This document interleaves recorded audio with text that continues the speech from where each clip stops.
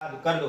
महर्षि मेधा बोले, हे राजन, जब ब्रह्मा जी ने देवी से इस प्रकार की स्तुति करके भगवान को जगाने तथा मधु और कैटक को मारने के लिए कहा तो वह भगवान श्री विष्णु के नेत्र, मुख, नासिक, बाहु, हृदय तथा भच्चल स्थल से निकल श्री ब्रह्मा जी के सामने खड़ी हो गई।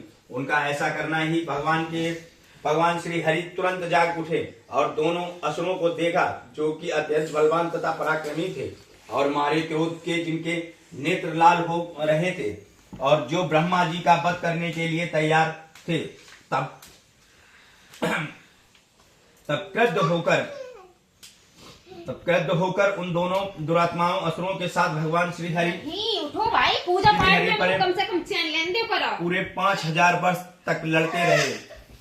एक तो वह अत्यंत बलवान तथा पराक्रमी था, दूसरा महामाया ने भी उन्हें मुंह में डाल रखा था। अतः वह श्री भगवान से कहने लगे कि हम दोनों तुम्हारी वीरता से अत्यंत प्रसन्न हैं, तुम अब हमसे कोई वर मांगो।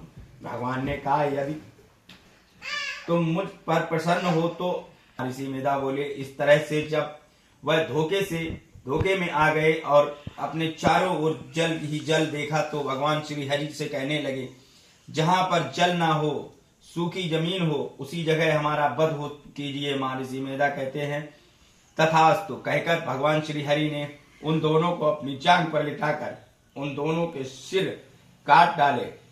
इस तरह से यह देवी श्री ब्रह्मा जी की स्तुति करने पर प्रकट हुई थी। अब तुमसे उनके प्रभाव का वर्णन करता हूँ, सो सुनो।